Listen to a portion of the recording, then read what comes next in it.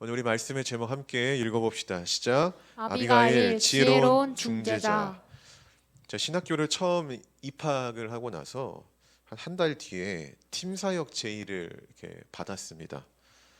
누가 이제 제가 드럼을 친다라는 얘기를 듣고, 당시에는 MSN이라고 알아요? 그 메신저 중에 그런 게 있었는데 그걸로 이렇게 제의를 받았어요. 저는 팀에 들어가서 매주 월요일마다 그 대학교 근처 CCM 카페에서 드럼으로 예배를 섬겼고, 방학 기간에는 교회 수련회 사역으로 이렇게 되게 바쁜 20살을 보냈습니다.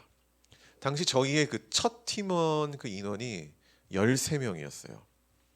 모두가 신학생, 그러니까 주님께 헌신하는 신학생 한 13명이 모였으니까 무슨 역사가 일어나긴 하겠다.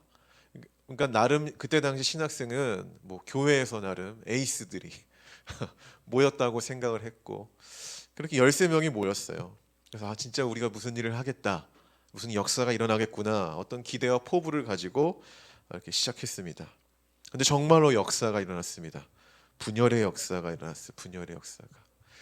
완고한 리더와 그의 리더십을 반대하는 몇몇 팀원들, 저는 아닙니다.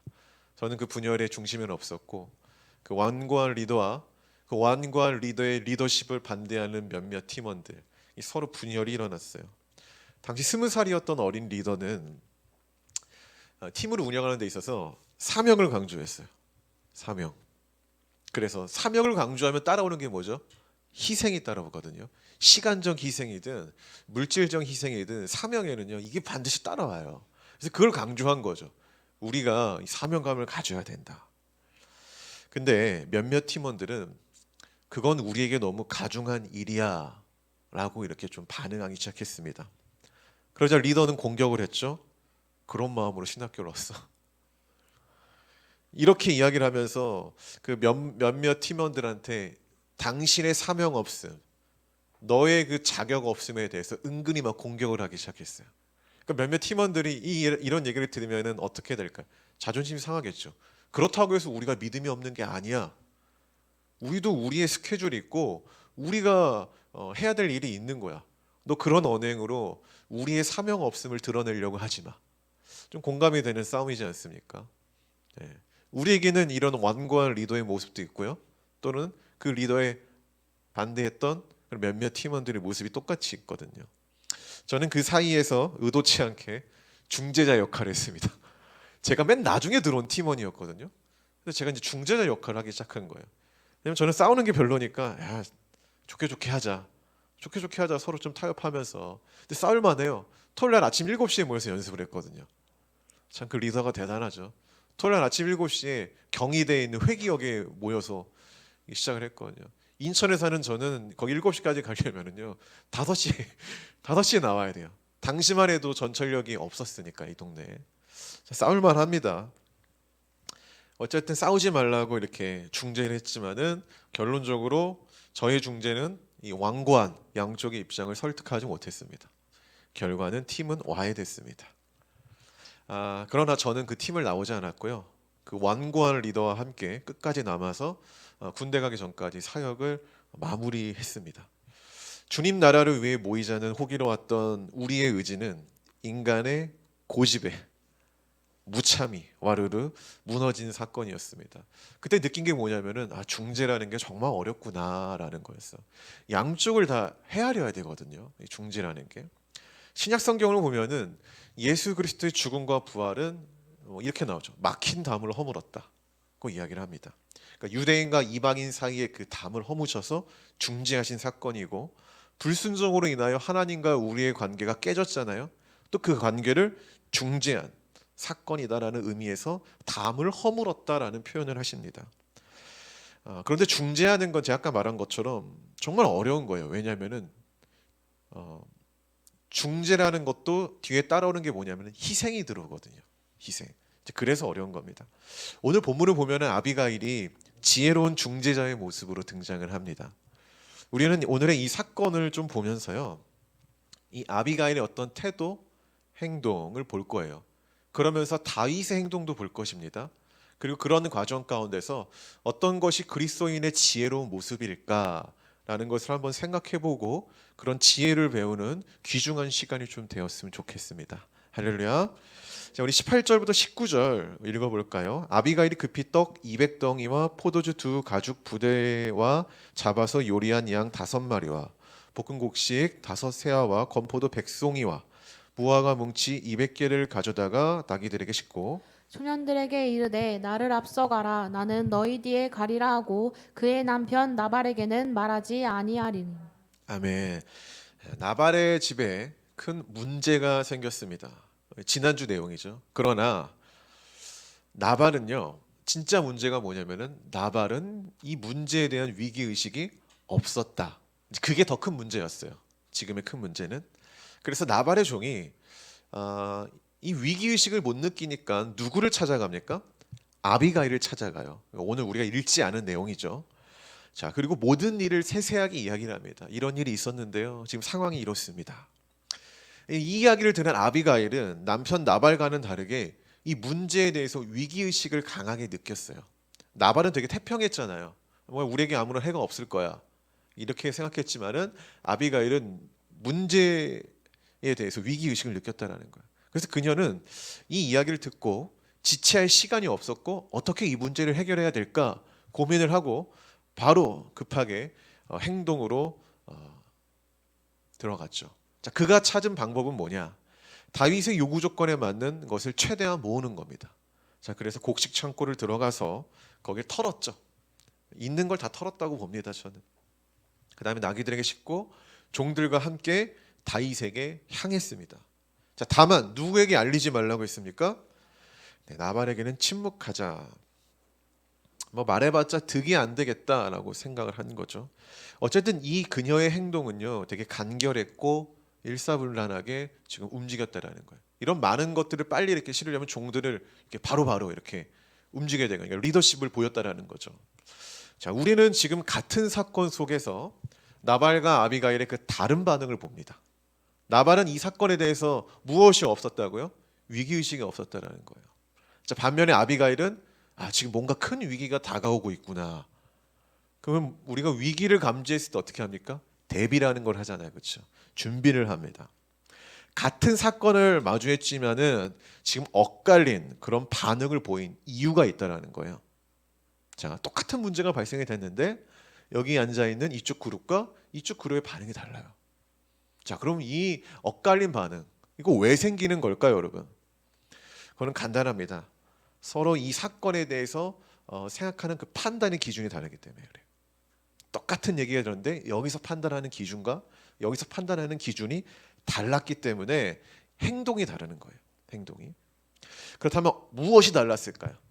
그 판단을 하는 하나의 근거가 필요하잖아요. 기준이 필요한데 무엇이 달랐을까? 간단합니다. 다윗에 대한 평가가 달랐기 때문에 그래요. 우리가 지난주에 나발은 다윗을 어떤 신세라고 여겼다고요? 끈떨어진 신세. 기억하시는지 모르겠습니다. 그래서 사울의 편에 서는 것이 더 이로운 것이라고 판단을 한 거예요. 이렇게 판단이 되니까 다윗 어차피 사울한테 죽을 놈인데 내가 이걸 보상해 줘야 돼? 아무 의미 없는 거야. 이렇게 판단했다라는 거예요. 근데 아비가일은요, 다윗을 바라보는 판단이 나발과는 달랐어요. 31절을 한번 보십시오. 여기 보시면은 이 아비가일은 다윗에게 이렇게 말합니다. 여호와께서 말씀하신 대로 다윗을 이스라엘의 무엇으로? 지도자로 세우실 것이다. 지도자로. 31절이 맞나요? 30절인가요? 30절. 네. 여기 보면 지도자로 세우실 것이다 라고 이야기를 해요. 자, 이 말은 뭐예요? 나발은 이 다윗 저러다가 광야에서 객살 그런 존재로 여겼지만은 나빌이 아니라 아비가일은 이 다윗을 어떻게 여겼다는 거예요? 당신은 지금 초라한 인생을 살지만은 그 인생이 오늘의 당신 그 인생의 엔딩이 아니다라는 거예요. 당신은 어떻게 될 거라는 거예요? 하나님이 당신을 이스라엘의 지도자로 세울 것이라는 영적인 판단을 했다라는 거예요. 그러니까 행동이 다른 거예요. 행동이 다른 거예요. 이게 다 있어요, 우리에게 다 이런 마음이 있다라는 거예요. 만약에 여기서 제가 저번에 얘기했잖아요. 얘 이름이 뭐지? 세훈이가 민수를 업신여기면은 업신여기는 태도가 나오는 거예요. 그렇죠? 아, 얘는 이래도 돼. 근데 그게 아니라 되게 존귀하게 여기면은 거기에 따른 태도가 나오는 거라고요. 이것처럼 아비가일은요, 이 다윗을 그렇게 여겼다라는 거예요. 그렇게. 그래서 서로 판단이 다른 겁니다. 우리 교회가 이렇게 보면은 작죠. 제가 항상 얘기하자면 작고 이렇게 영향력 있는 교회는 좀 아닌 것 같고, 또 이렇게 대단한 교회는 아니죠. 실제로도 그렇죠. 많은 분들이 이 교회, 우리 복음 안의 새 교회를 봤을 때 도움의 대상으로 보지, 저 교회가 다른 교회를 도와주는 교회야라고는 보지 않아요. 자, 이게 팩트지 않습니까? 우리는 아니다라고 여기지만은 실제로는 그런 거죠. 최근에 제가 주중에 전화 한 통을 받았습니다. 지방의 목사님이신데 아주 좋은 제안을 하는 거예요. 달콤한 제안. 11월 27일 주일에 어느 행사에 참여하면은요, 저한테 선교비를 주겠다라는 거예요. 인천 서구 기독교 연합회가 있어요. 그래서 40교회를 선정을 해가지고 그 오면은 돈을 준다는 거예요. 선교비를. 가고 싶죠. 근데 그 날짜가 11월 27일이에요. 그래서 저녁 홀리니스가 있는 날이에요. 더군다나 제가 설교하는 날. 제가 거부했어. 안 됩니다. 예배가 중요하면. 다시 전화 왔어요. 다른 사람한테 그 예배를 맡기고 오면 안 되냐. 가고 싶죠. 그러나 거절했죠. 여러분, 이처럼 우리 교회를 향한 시선은 도움을 줘야 하는 교회, 이렇게 바라본다는 거예요. 근데 우리가 고민해 보자라는 거죠. 그렇다고 이 오늘의 이 현실이 이 교회의 엔딩일까? 어떻게 바라보냐에 따라 다를 수 있어요. 어떻게 바라보냐에 따라 오늘의 현실이 이 교회의 엔딩일 수도 있고 전혀 다른 엔딩을 우리가 가질 수도 있고요. 그런데 저는 그렇지 않다고 생각합니다. 왜냐하면은 여러분들 속에 잠재되어 있는, 신학적으로는 내주하시는 하나님이라고 해요. 믿는 자들에게는 성령이 이렇게 내주하신다. 그 내주하시는 그 잠재된 그 하나님의 가능성을 보면은 결코 이것이 우리의 엔딩이 될 수 없는 거죠. 제가 기도하고 여러분들 생각하면서 기도하고 또 믿는 바가 있는데, 그건 여러분들이, 하나님이 여러분들을 다윗처럼 각자의 영역에 지도자로 세우실 거라는 거예요. 미래에. 믿음으로 받으시기 바랍니다. 아멘. 그렇기 때문에 여러분들의 그 성장과 더불어서 이 교회도 함께 성장하고 도움의 대상이 되는 교회에서 그 도움을 베푸는 교회로 발돋움할 거라고 저는 믿습니다. 이런 소망적인 판단의 근거는요, 오늘의 초라한 현실로 보는 게 아니에요. 무엇에 두는 거예요? 하나님이 여러분과 함께하면 된다라는 그 가능성에 보는 거죠. 나발의 관점과 아비가의 관점의 차이가 여기에 있는 거예요. 나발은 그냥 초라한 오늘의 현실, 곡식이나 구걸하는 저 다윗, 그걸 보고 판단한 거예요. 너 인생의 엔딩은 그거다. 그러니까 내가 그에 맞게 대접하는 거죠. 그에 맞게 행동하는 거예요. 근데 아비가일은 뭘 본 거예요? 하나님과 함께했던 다윗을 본 거예요. 지금의 초라한 현실은 똑같죠. 예? 똑같잖아요. 광야에서 그냥 쫓겨다니고 도망다니는 그 곡식을 구하려고 곡식 안 준다고 하니까 화를 내는 그런 쪼잔한 다윗. 이렇게 볼 수 있지만은 그걸 본 게 아니라 그 다윗과 함께하는 하나님, 그리고 그 다윗에게 기름 부으시는 그 하나님, 결국에는 이스라엘의 지도자로 이끄실 것이라는 다윗의 능력을 본 게 아니라 다윗과 함께하는 하나님을 본 거죠. 그러니까 그렇게 판단할 수 있는 거예요. 주중에 우리가 다니엘서를 묵상을 하면서 수요일에 이런 나눔이 있었습니다. 그가 타지에서 바벨론의 그 왕으로부터 신뢰와 인정을 받기까지 얼마나 많은 노력과 시간을 들였을까라는 거였어요. 아주 젊은 시절에 끌려가죠. 우리가 보통 청소년 시기에 끌려갔다고 합니다. 정서적으로 완전합니까? 아니에요. 불완전해요. 정서적으로. 이 감정적으로도 그래요. 그런 되게 불완전한 시기에 자기보다 더욱더 강력한 어떤 그 날에 끌려갔다라는 거예요. 무엇 하나 의지할 수 없죠. 기대할 것이 없어요. 왜? 부모님도 떨어졌으니까. 아무것도 기대할 게 없는 거예요. 그런 상황에서 다니엘과 그의 친구들은 이 바벨론이라는 그 두렵고 거대한 사회 가운데서 두각을 나타냈다라는 거예요. 그럼 이게 저절로 됐을까요? 성경을 보면은 간단하게 나와요. 하나님이 지혜를 주셨다라고 말을 해요. 그런데 우리가 진짜 신앙이라면 그 이면 가운데 그 시간 속에 수많은 노력과 눈물과 땀, 거기다가 기도, 이게 얼마나 들어갔을까를 바라봐야 된다라는 거죠. 그러니까 저절로 그냥 주어진 게 아니다라는 거예요. 그 꾸준한 노력을 우리가 담아내야 되고, 이처럼 이 주님과 함께하고자 하는 의지와 행동들이 우리의 삶에 있다라면은 나중에 어떻게 된다라는 거예요? 다니엘 같은 삶이 우리에게도 충분히 현실 속에 주어질 수 있다라는 거죠. 그 능력은 그냥 저세상 능력이 아니라 이 현실에도 우리가 갖출 수 있는 능력이 될 수 있다라는 거예요. 이 메시지가. 우리가 육신의 눈을 보면은 육신의 눈을 여러분 스스로 보세요. 막 답답하죠. 아까 주성이 또 우리 밖에서 막 한탄을 하는데 답답하죠. 현실이 보이지 않죠. 아까 주성이의 삶의 패턴을 들었거든요. 야, 빛이 보이지 않아요. 빛이. 쉼이 없고 너무 힘들고 어제도 토요일인데 열심히 일하고 왔는데 보이지 않는 거죠.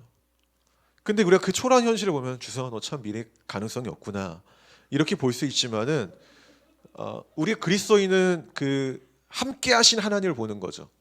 그 함께하신 하나님을 볼 때 아니야 거기서도 출구를 찾을 수 있어. 왜냐하면 예수님은 빛이라고 하시니까 우리에게 그 강력한 빛으로 사인을 보내시는 거죠. 우리는 항상 그런 관점이 있어야 된다는 거예요.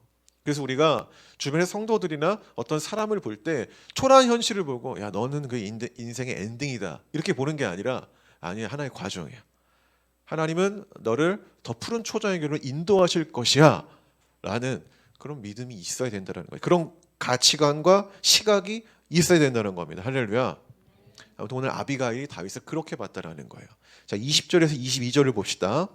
아비가일이 나귀를 타고 산 호젓한 곳에 따라 내려가더니 다윗과 그의 사람들이 자기에게로 내려오는 그들과 마주치니라.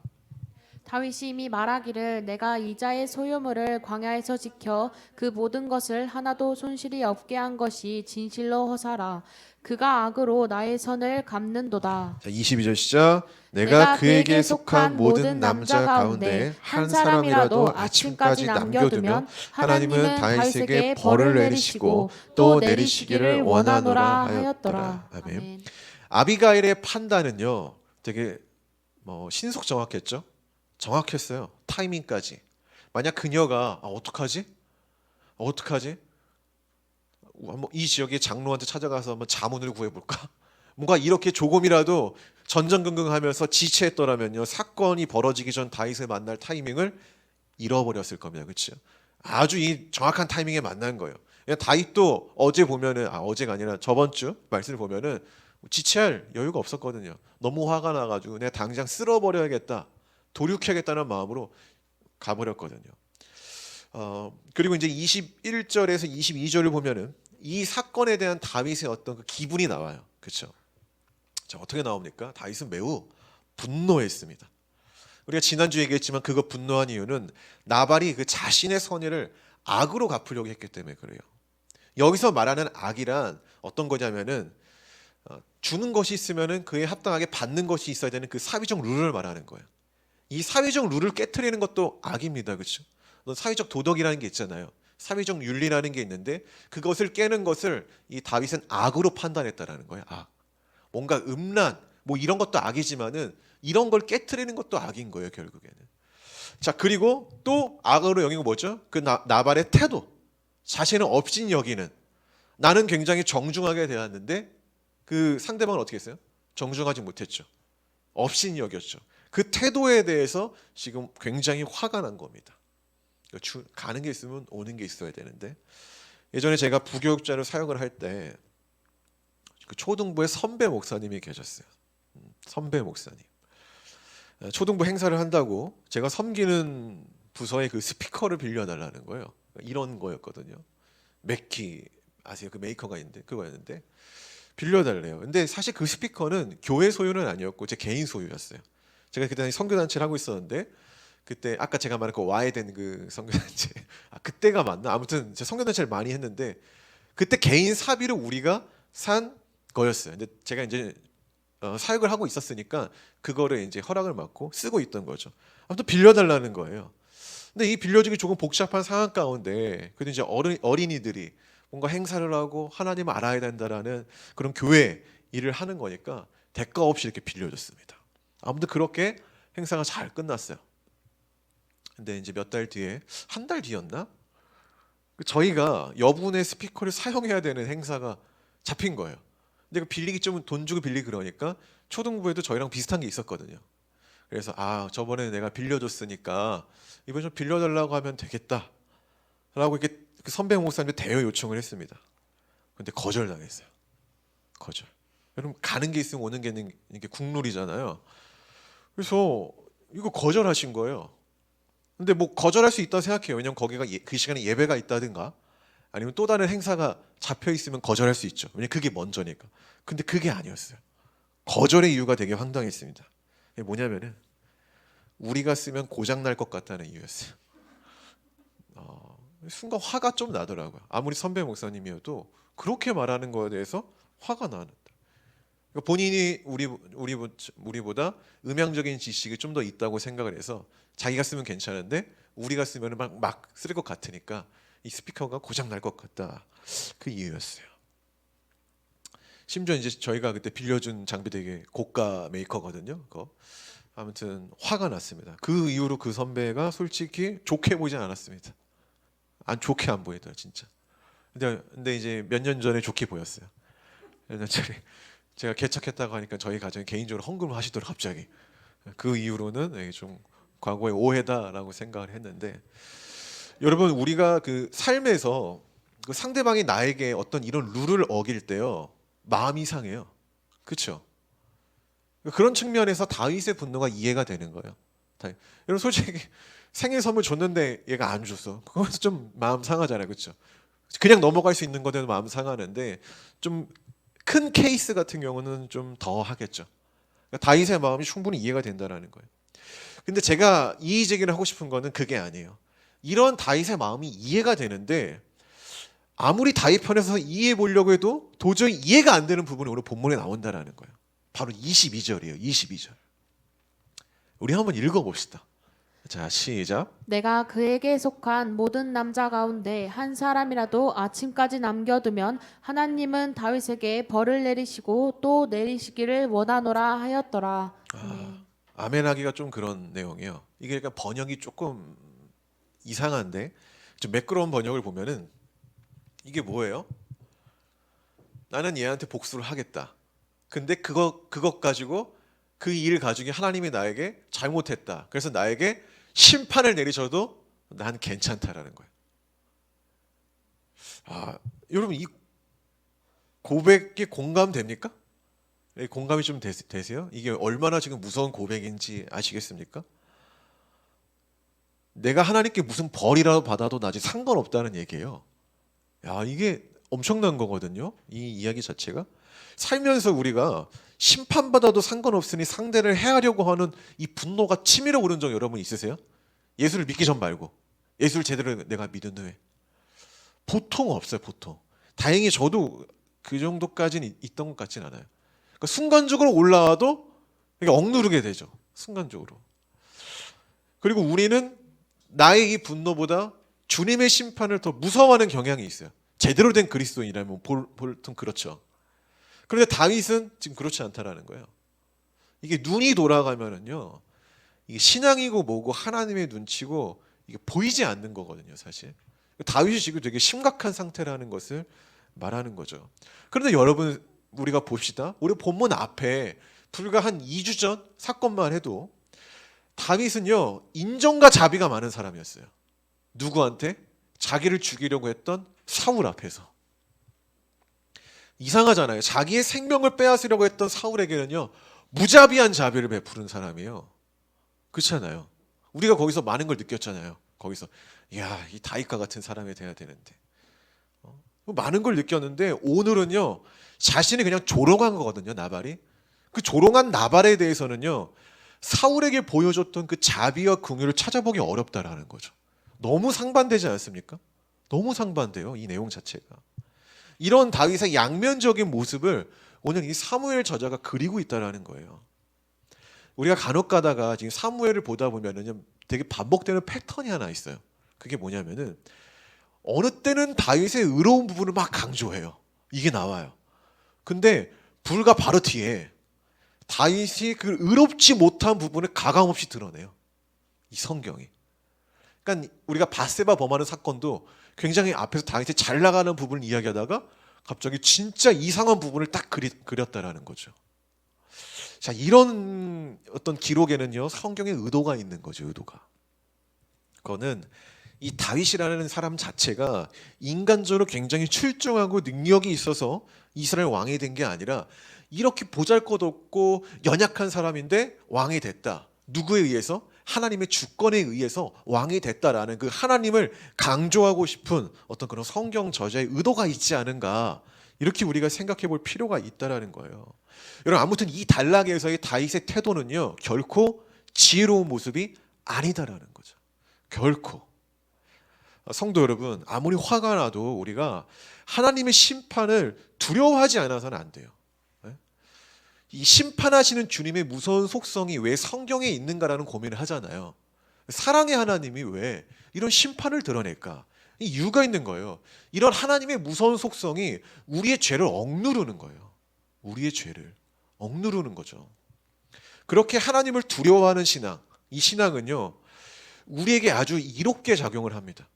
그래서 사랑의 하나님이 아닌 무서운 두려움의 하나님이 우리에게 해가 되는 게 아니라 아주 이로운 어떤 존재가 된다는 거죠.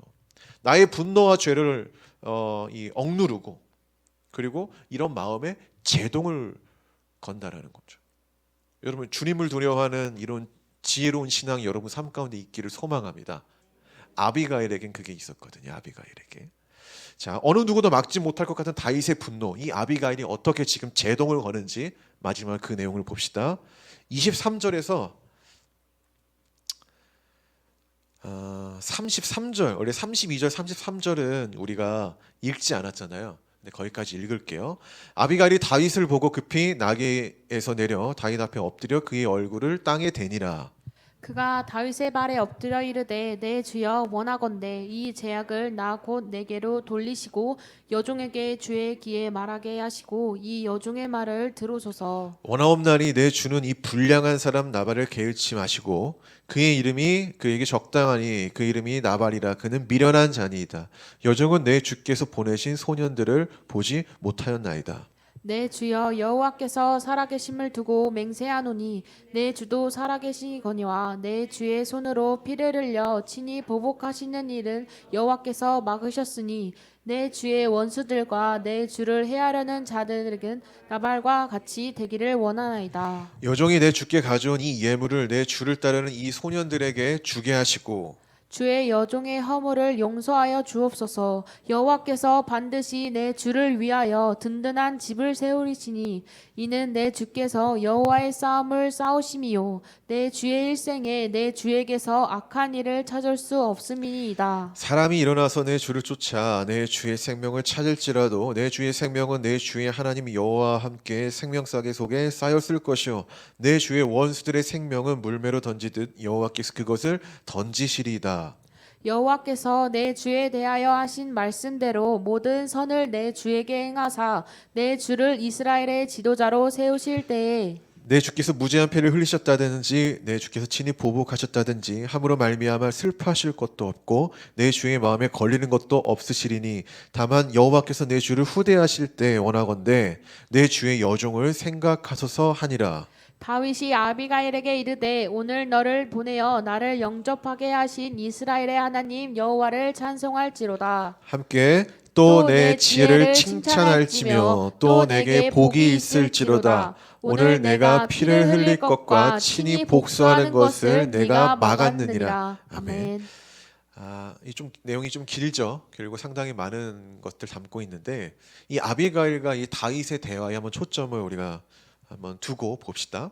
먼저 아비가일은 다윗을 보고 급히 이 땅에 얼굴을 엎드립니다. 조알이죠. 그리고 나서 자신의 남편인 나발에 대해서 어떤 이렇게 설명을 해요. 어떤 표현을 하죠? 불량한 사람이다, 미련하다, 이렇게 평가를 해요. 근데 우리가 알아야 될 건 뭐냐면은 나발을 향한 이런 평가는 아비가일만의 평가는 아니었다라는 거예요. 그 전에 누가 똑같은 평가를 합니다. 바로 누구죠? 종. 우리가 읽지 않은 부분이에요. 14절부터 17절인가 거기에 이 종이 이 자신의 주인을 불량한 사람이라고 평가를 해요. 사실 이는 주제넘는 짓이죠. 종이 주인을 그렇게 평가한다는 것은 시대적으로는 조금 이해하기 어려운 겁니다. 근데 심지어 이 불량하다는 말의 뜻은 이런 뜻이 있대요. 보잘것없다, 쓸모없다, 또는 불경건하고 악한 사람이다라는 뜻. 근데 이 종뿐만 아니라 아내도 자신의 남편을 똑같이 불량한 사람이다라고 바라보고 있다는 거예요. 자, 성도 여러분,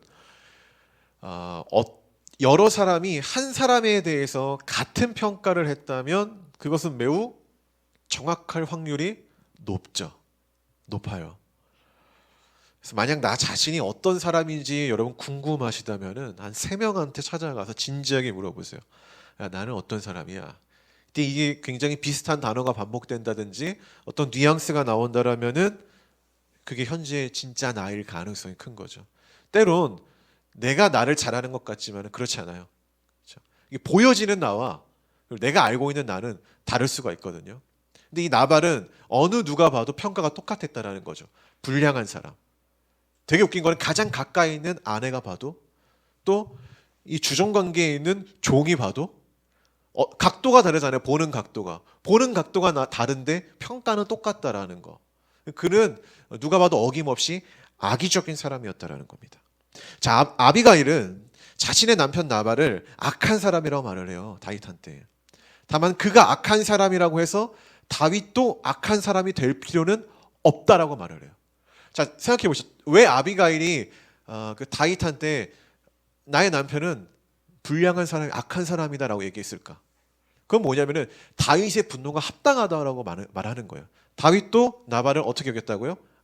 악한 사람을 여겼기 때문에. 그렇다면 이 다윗의 분노가 합당합니다. 근데 당신의 분노가 합당하지만은 그렇다고 해서 당신이 저 사람처럼 똑같은 사람이 될 필요는 없습니다라고 말하는 거예요. 지난주에 뭐라고 얘기했죠? 괴물을 잡으려고 우리가 괴물이 될 필요는 없다라는 논점. 이렇게 말을 하고 있는 거예요. 이 성경에는 이런 비슷한 역설이 나오죠. 악에게 지지 말고 선으로 악을 이기라. 이 사회적인 이 사회적 구조에서는 악이 있으면 더 큰 악, 더 큰 힘으로 그 사람을 누르는 게 룰이잖아요. 근데 그게 아니라는 거예요. 그건 하나님이 원하시는 방법이 아닙니다. 그러면서 오늘 이 자리는 내가 그냥 당신의 분노를 헤아리는 자리가 아니라 당신이 하나님 앞에 죄 짓는 것을 하나님이 지금 막으시는 자리입니다. 라고 이야기를 한다는 거예요. 또한 이 다윗을 향한 아비가일의 이야기에서 가장 많이 반복되는 단어가 있어요. 뭡니까? 여호와죠. 여호와, 야훼. 의도적으로 반복을 해요. 의도적으로 계속 야훼, 여호와. 여호와가 함께 생명 이 싹의 속에 있습니다. 여호와께서 막으시는 겁니다. 여호와께서 당신을 던지셨습니다. 여호와께서 이스라엘의 당신을 지도자로 세우실 것입니다. 이 대화 속에서 주어가 누구예요? 여호와예요. 그러니까 이 사건을 바라보는 관점에서 이 지금 여호와가 빠져 있는데 이 아비가일은 이 다윗이 이 사건을 바라보는 데 있어서 여호와를 생각하도록 그 이야기를 하고 있는 거죠. 그리고 이 순간 이 이야기를 들었을 때 이 다윗이 찾은 게 있는데 그게 뭐냐면은 분노 가운데 휩쓸려 순간 흔들렸던 어떤 관점, 하나님의 주권, 이것을 다시 찾는 거죠. 쉽게 정리를 해볼게요. 아비가일이 지혜로운 여인이라고 우리가 판단할 수 있는 근거는요, 지금 다윗이 그녀의 이야기로 인해 사건을 바라보고 해석하는 관점이 바뀌었기 때문에 그래요. 여러분 설교 들으면서 32절과 33절을 보세요. 그는 분명 하나님께 내가 무슨 벌이라도 받겠다라는 분노에 휩싸인 실언을 했습니다. 그렇죠? 근데 이 아비가일과의 이 만남 후 대화 후 그가 사람을 죽이고자 하는 분노는 누그러지고 복을 주는 사람으로 갑자기 바뀌어요. 하나님 너에게 축복을 줄 거다. 이렇게. 그리고 하나님께 벌을 받겠다던 그는 하나님이 자신을 당신을 통해서 막아줬구나 라는 것을 알게 되죠. 이처럼 우리는 아비갈과 같은 사람이 될 필요가 있다라는 것을 내심 알게 됩니다. 어떤 사람이 분노에 잡혀 있어요. 그래서 신앙적인 어떤 하나님의 존재를 의식하지 못할 정도의 그런 상태에 있는 거예요. 근데 거기에 부채질하는 사람이 아니라, 더 큰 분노를 키우는 사람이 아니라 그 분노를 잠재우고 그 사람의 관점을 바꿔주는 거죠. 다윗이 아비갈을 만난 후 분노의 관점에서 하나님의 주권의 관점으로 돌아서거든요. 이처럼 우리가 그런 중재자가 돼야 된다는 거예요. 중재자. 근데 인간의 욕망은요, 그렇지 않아요. 거의 불난집에 부채질하는 경향이 많습니다. 지금 고백하는 건데요. 근데 제가 설교를 준비하다 갑자기 이 사건이 생각이 났어요. 제가 고등학생 때 그랬습니다. 당시 어울려 다니던 친구 무리가 있었거든요. 그 무리 중에 성호라는 애가 있었고 지상이라는 애가 있었어요. 이 두 친구가 있었는데, 근데 어느 날 이 두 친구가 서로 그러니까 틀어진 거예요. 틀어진 거, 막 다투게 되는 거죠. 왜냐하면은 정확히 기억이 안 나는데 한 친구가 한 명을 무시했어요. 네 정도는 내가 그냥 이겨. 뭔가 이렇게 되게 유치하게 무시했던 것 같아요. 청소년 시기의 남자들의 세계에서 어떤 이 힘의 무시는 되게 이 다툼과 싸움으로 발전될 확률이 높거든요. 근데 시시하게 문자로 싸우는 거예요. 이렇게 문자로 서로 삐져가지고 그 주변 친구들한테 막 이렇게 얘기하고 다니고 막 그러는 거예요. 근데 제가 그걸 보니까 좀 답답하더라고요. 그래서 제가 좀 부채질했어요. 성호한테 야 네가 싸우면 이겨. 맞짱 한번 떠. 이게 제가 설교 준비하다가 불난집에 부채질하면 사람이 되면 안 됩니다라는 걸 했는데 이게 성호가 떠오른 거예요. 그래서 아 이건 쪽팔린데 얘기해야 되나? 그래서 실제로 여기 신현동에서 1시간 동안 버스를 타고 연수구를 가서 그 눈 오는 날 둘이 초등학교에서 만났어요. 만나서 저랑 제 친구가 이렇게 보고 있고 둘이 막 이렇게 대치를 하고 있는, 한판 붙었어요 이렇게. 아무튼 저의 부채질 때문에 싸운 경험, 이 사건이 문득 떠오르더라고요. 또 설교를 준비하다가 이게 생각한 저의 미련한 행동 좀 하나님 앞에서 회개하고, 그 성호 지상이 되게 미안하더라고요. 되게 싸웠어요. 눈 오는 날 이렇게 싸우고 그랬는데, 이런 사람이 있다라는 거예요. 불난집에 부채질하는 거죠. 사실 여기서는 어떻게 해야 돼요? 아 얘네 둘이 왜 다퉜는지, 뭔가 이게 하나에 꽂힌 거 아니에요. 서로 뭔가 자기의 마음을 상하게 한 거, 그거를 빨리 중화시키고 더 좋은 것들을 바라볼 수 있도록 중재자 역할을 제가 했어야 되는데, 그게 아니라 제가 좀 잘못 이렇게 중재자 역할을 한 거죠. 여러분, 이게 지혜로운 삶이라는 게 뭐냐면요, 상대방의 잘못된 관점을 이렇게 체인지해 주는 거예요. 관점을 바꿔주는 거죠. 우리가 그리스도인들에게 그게 뭐냐면은, 얘가 하나님을 잘 삶 가운데서 하나님의 존재를 완전 빼먹고 자신의 인생을 막 비관적으로 생각하고 있어요. 그럼 어떻게 해야 돼요? 야, 너는 그래서 안 되는 거야. 이런 게 아니라, 야 하나님을 생각해봐. 하나님이 너의 인생을 여기서 끝낼 게 아니야. 주님이 우리와 함께 하신다고 성경을 말씀하셨어. 근데 중요한 거는 우리가 주님을 떠나지 않겠다는 그 의지가 중요한 거야. 너 이거 믿음을 붙잡아야 돼. 이렇게 하면서 이 관점을 바꿔줘야 되거든요. 그러면서 그 상대방이 아 그래, 하나님이 내 인생 가운데 있지? 이렇게 생각하게 만드는 것이 그리스도인들의 현명한 지혜법인데, 우리가 때론 그것을 많이 놓친다라는 거죠. 근데 오늘 아비가일을 보시면은 그랬다라는 거예요. 하나님을 놓치고 있는 다윗에게 하나님을 생각하게 만들었죠. 이런 아비가일의 지혜로운 모습이 우리 삶 가운데 있어야 되고, 우리가 그런 지혜를 소망하는 자가 돼야 된다라는 것입니다. 할렐루야. 말씀의 결론을 맺겠습니다. 성도 여러분, 나발의 이름의 뜻이 바보래요. 미련함. 성경에 라가라고 하는 자 지옥 갈 거라고 얘기 나왔거든요. 이 라가가 바보라는 얘기예요. 이런 얘기가 있어 성경에. 실제로 옆 사람한테 바보라고 하면 그 사람 지옥 갈 거다. 근데 이게 단순히 바보라는 언어가 아니라 뭐죠? 그런 미련한 삶, 악의적인 삶을 말을 하는 거겠죠. 그럼 아비가일의 이름의 뜻은 뭘까요? 기쁨이라는 뜻이에요. 기쁨. 다툼을 일으키지 않고 깨어진 관계를 중재하는 것. 근데 그것만 한다고 해서 하나님이 기뻐하시는 거 아닙니다. 지금 다윗이 했던 고백을 기억하셔야 돼요. 어떤 고백을 해요? 하나님이 아비가일 너를 통해서 내가 하나님께 죄 짓는 것을 막으셨구나 라는 거죠. 진짜 우리가 기쁨되는 삶이 뭐냐면은, 상대방이 하나님의 관점을 놓쳐서 죄를 짓는 것을 막는 우리 중지자의 모습, 그것이 하나님 보기에 기쁨이라는 겁니다. 아비가일이 기쁨인 이유가 바로 그 지점에 있다라는 거예요. 우리 성경은 아비가일 말고 지혜로운 중재자에 대한 이야기를 합니다. 서론에서 이야기했던 바로 우리 구원자이신 예수 그리스도이십니다. 예수님의 삶은 아비가일의 이름 뜻처럼 정말 주님의 기쁨이었죠. 그분이 이 땅에 남기신 복음은 담을 허무는 거라고 말씀하셨잖아요. 제가 아까 그게 담이 뭡니까? 민족 간의 갈등 속에서 하나됨, 정치적, 성격적 갈등에서 하나됨을 이루는 것. 너와 내가 다르지만은 그 다름 가운데서 우리가 하나님 한 분을 바라보면서 하나의 공동체로 나아가는 것, 그것을 십자가와 부활의 사건, 희생과 생명이라는 것으로 이루셨다라는 거예요. 우리는 이 복음을 믿는 것입니다. 그렇게 최고의 중재자는 예수 그리스도이십니다. 그분은 십자가를 통해서 하나님과 나를, 그리고 나와 너를, 교회와 세상을, 과거와 오늘을 이으신 분입니다. 여러분, 그분을 찾는 삶이요 가장 지혜로운 인생입니다. 그리고 그분을 기억하는 것이 여러분 삶에서 더 선한 길로 나아갈 수 있고 더 좋은 축복된 길로 나아갈 수 있는 방법이라는 것입니다. 여러분, 우리가 이 지혜를 놓치지 않는 복음 안의 새 교회가 되기를 소망합니다. 마지막입니다.